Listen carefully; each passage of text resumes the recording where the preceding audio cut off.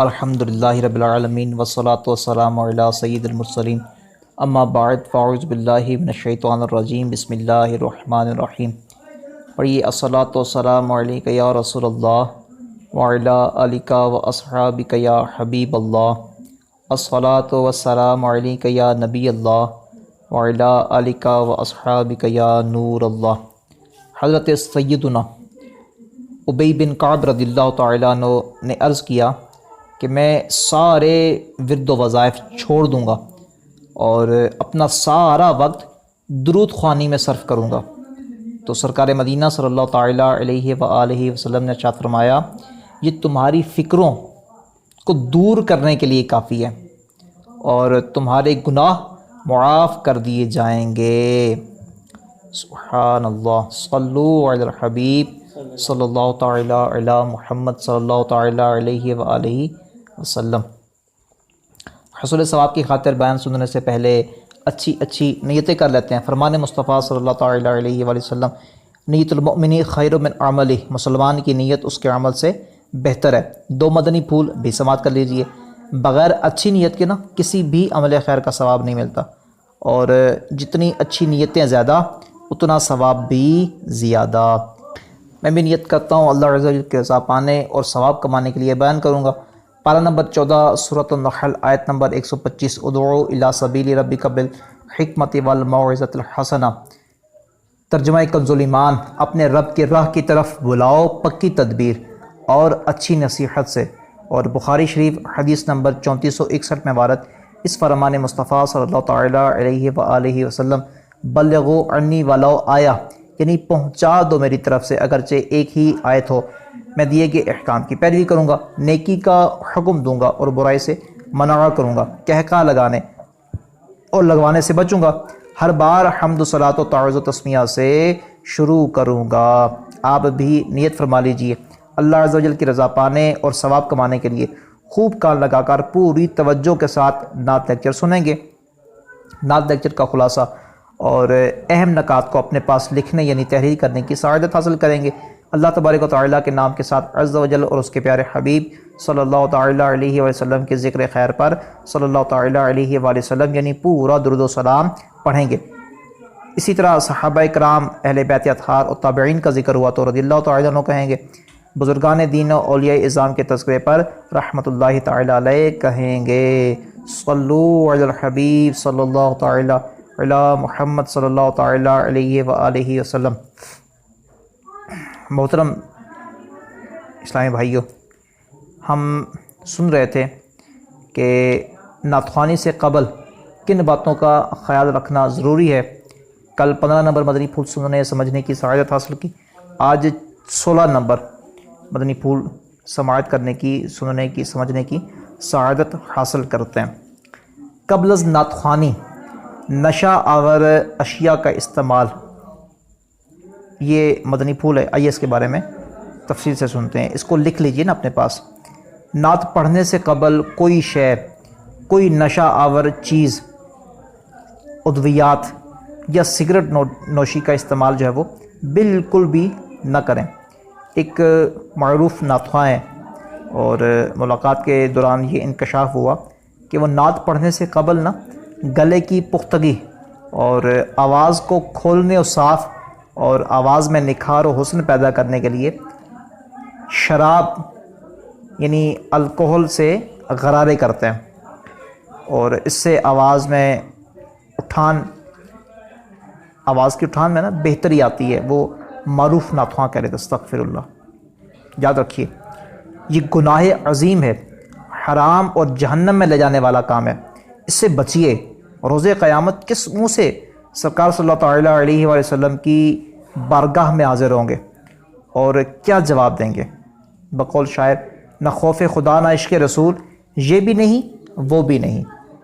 محترم اسلامی بھائیو، سنا آپ نے، میں چونکہ ایک میڈیکل ڈاکٹر ہوں، میری فیلڈ ہے میڈیکل کے حوالے سے، تو یہ جو ان معروف نعت خواں نے کہا یہ میڈیکلی ٹھیک ہے، میڈیکلی اس کو دیکھیں، طبی طور پہ دیکھیں تو یہ واقعی گلا صاف ہو جاتا ہے، لیکن اب دیکھیں تو صحیح یہ شراب ناپاک کتنی ہے۔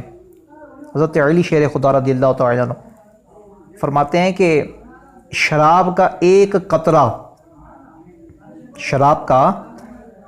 قطرہ اگر دریا میں گرے اور وہ دریا خشک ہو جائے، وہاں پہ گھاس اگے، تو وہ گھاس میں اپنے گھوڑے کو کھلانا پسند نہیں کرتا۔ آپ دیکھیں یہ جو شعر ہوتے ہیں نا، یہ شعر، ان کے فرمان بھی پھر شعروں والے ہوتے ہیں الحمدللہ۔ حضرت علی شیر خدا رضی اللہ تعالیٰ عنہ کرم اللہ تعالیٰ وجہ الکریم، کتنا پیارا فرمان علی شان ہے، اور جس سے اللہ رسول نفرت کرتے ہیں نا، الحمدللہ نبی کے صحابہ، اہل بیت، حضور کے گھر والے، حضور صلی اللہ تعالیٰ علیہ وسلم سے محبت کرنے والے، یہ سب ان چیزوں سے نا نفرت کرتے ہیں الحمدللہ۔ تو شراب اتنی بری چیز ہے، اتنی ناپاک چیز ہے کہ حضرت علی شیر خدا رضی اللہ تعالیٰ عنہ فرماتے ہیں کہ میں وہ گھاس جو دریا کے سوکھنے جانے کے بعد اس جگہ پہ اگی اور شراب کا صرف ایک قطرہ اس دریا میں گرا تھا، تو میں پسند نہیں کرتا کہ میں اپنے گھوڑے کو بھی کھلاؤں۔ گھوڑے پہ تو سواری کرنی ہوتی ہے نا، لیکن گھوڑے کو بھی پاکیزہ غذا، حضرت علی شیر خدا رضی اللہ عنہ ارشاد فرماتے ہیں کہ گھوڑے کو بھی میں وہ شراب کا ایک قطرہ گرنے والے دریا کے سوکھ جانے کے بعد جو گھاس ہوگی میں وہ بھی نہیں کھلانا پسند کرتا۔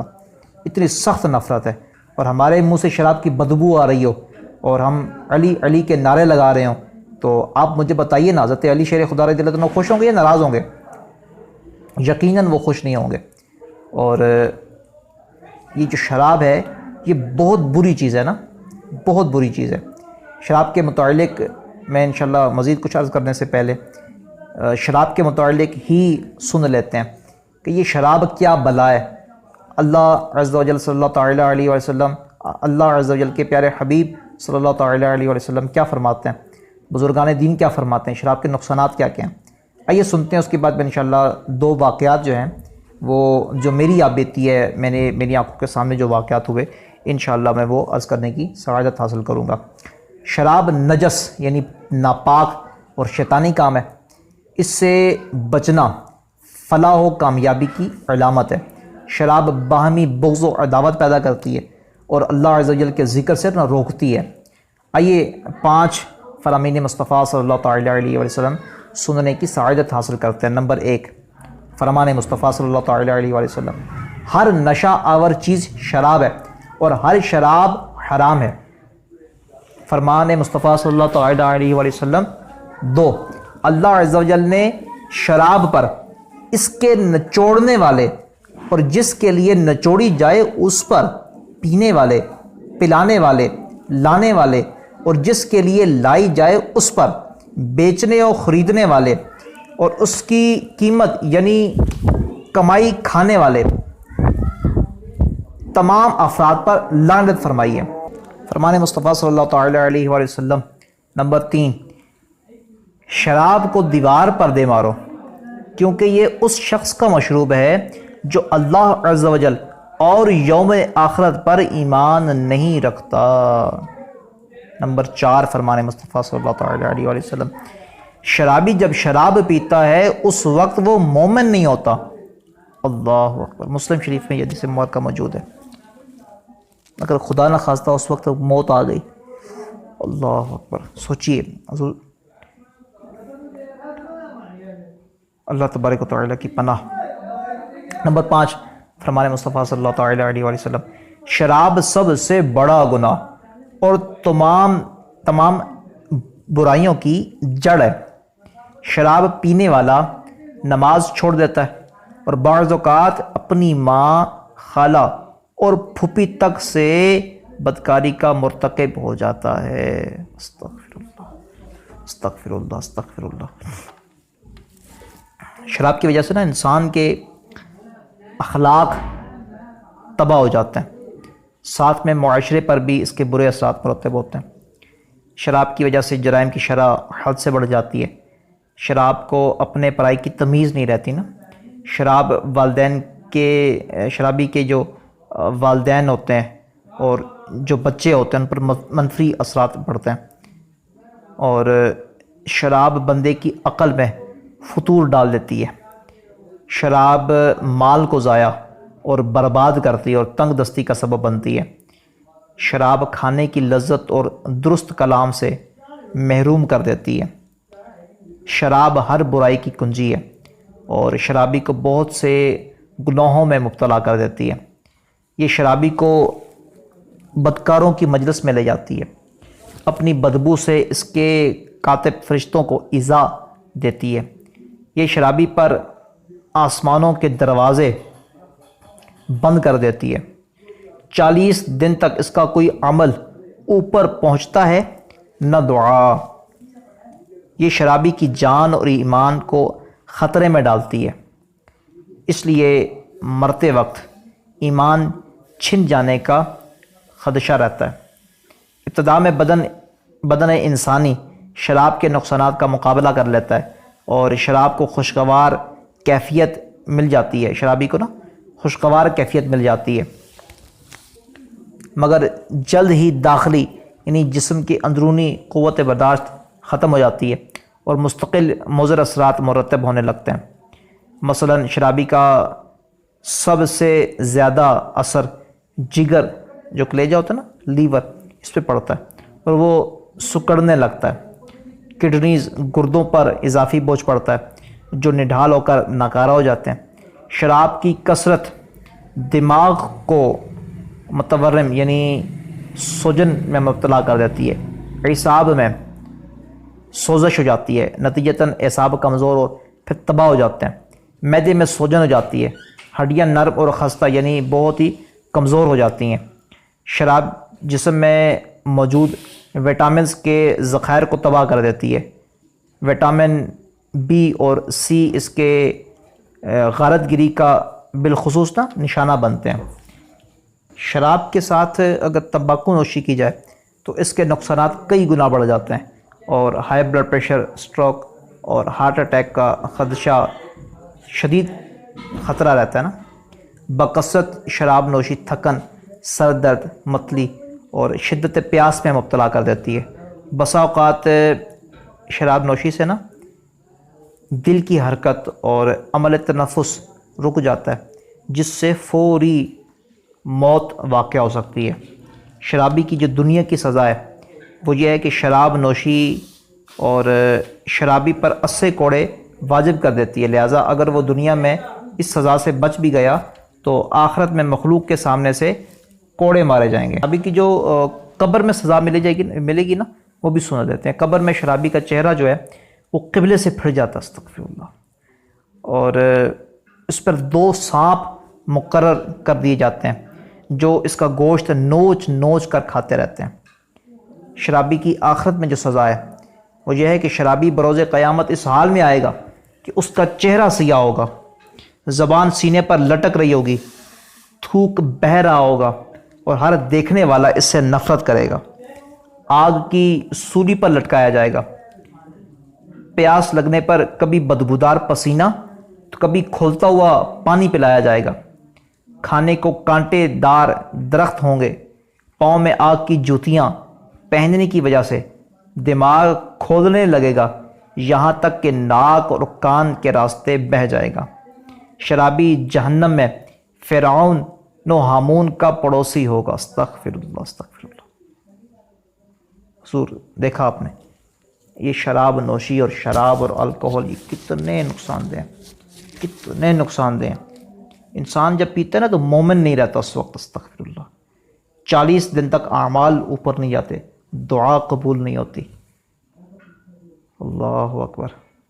اور ایک حدیث مبارکہ ہم نے یہ بھی سنی کہ شراب پینے والا یہ اللہ پر اور آخرت پر ایمان نہیں رکھتا، یوم آخرت پر، اور خریدنے والے، بیچنے والے، کمائی کرنے والے، حساب کتاب رکھنے والے، نچوڑنے والے، جس کے لیے نچوڑی جائے اس کے لیے پینے پلانے، مطلب یہ سب پر یہ سب پر اللہ تبارک و تعالیٰ کی طرف سے لعنت فرمائی گئی ہے۔ لیکن نقصان ہی نقصان، نقصان ہی نقصان۔ میں آپ کو عرض کروں، یہ جب ہم علامہ اقبال میڈیکل کالج میں پڑھتے تھے لاہور میں. تو وہاں پہ نا جناح ہاسپٹل میں ہم اغوث جاب اس کو کہہ لیں یا جو بھی کہہ لیں, تو ہم جناح ہاسپٹل میں نا پریکٹس کے لیے مطلب وہ جاتے ہوتے تھے. تو شام کے ٹائم یہ ہوتا تھا کہ یہ جو فیروز پور روڈ ہے لاہور, یہاں پہ جنرل ہاسپٹل ہے نا, ایمرجنسی, بڑی خوبصورت سی بلڈنگ بڑی ہے اس کی, بالکل آپ گھر بیٹھے بہترین نعت خوان بننے کا موقع. آن لائن نعت کورسز جن میں 50,000 لکھی ہوئی نعتیں, 5,000 نعتیں, 100 سے زائد درود و سلام, 9 مختلف زبانوں پر مشتمل نعتیں, 300 سے زیادہ لیکچرز اور اسباق اور بہت کچھ شامل ہے. مزید معلومات کے لیے دیے گئے نمبر پر رابطہ فرمائیں. یا نور الہدی السلام علیک یا نور الہدی السلام علیک.